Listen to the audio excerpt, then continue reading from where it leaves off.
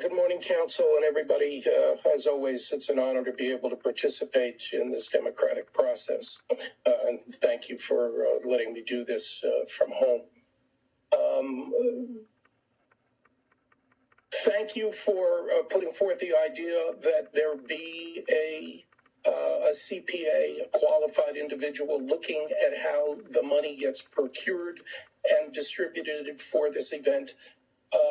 That did not happen during COVID. There's, I think, $41 million of CARES money that for which there is no proper procurement on record.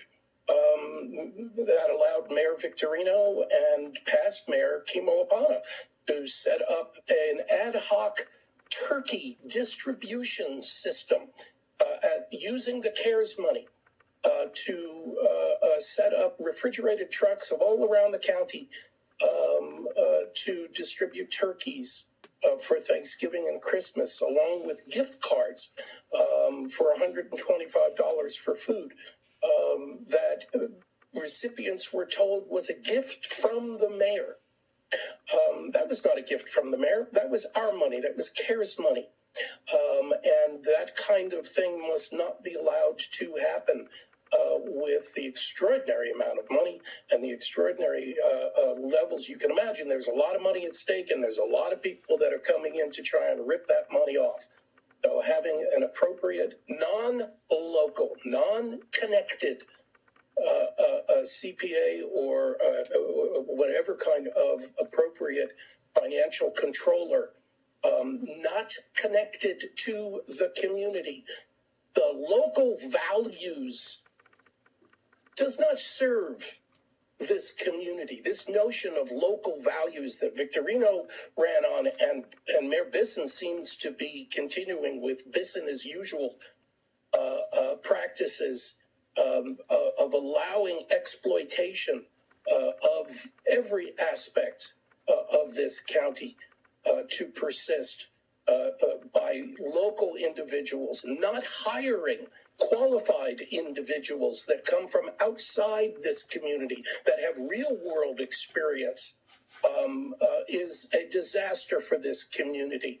And that cannot be allowed to be the result of this fire.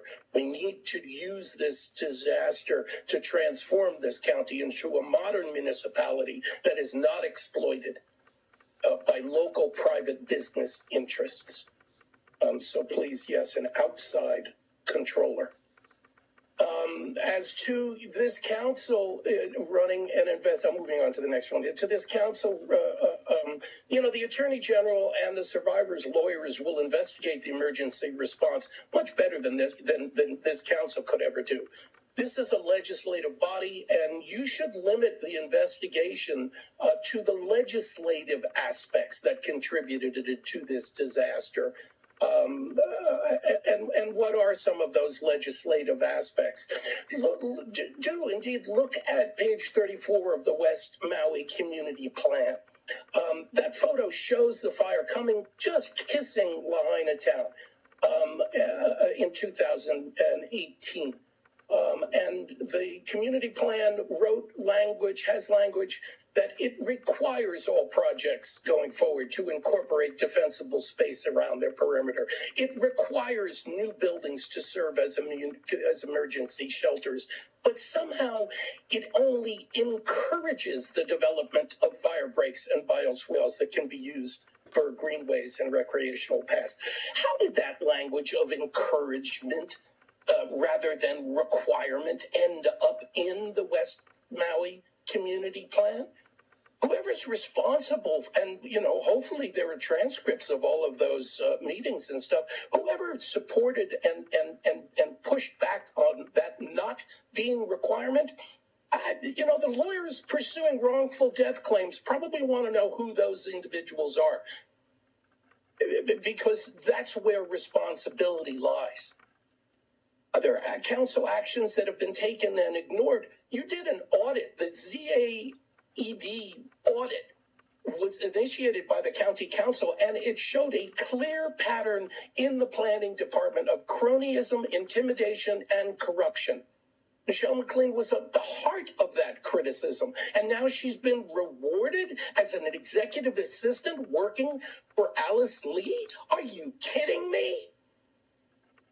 You voted to spend our money on outside lawyers to try and crush Chris Salem because his case as whistleblower claims against Michelle McLean and others, and you want to litigate instead of resolving these issues and embracing the whistleblower claims. Those whistleblower claims are what contributed to this disaster.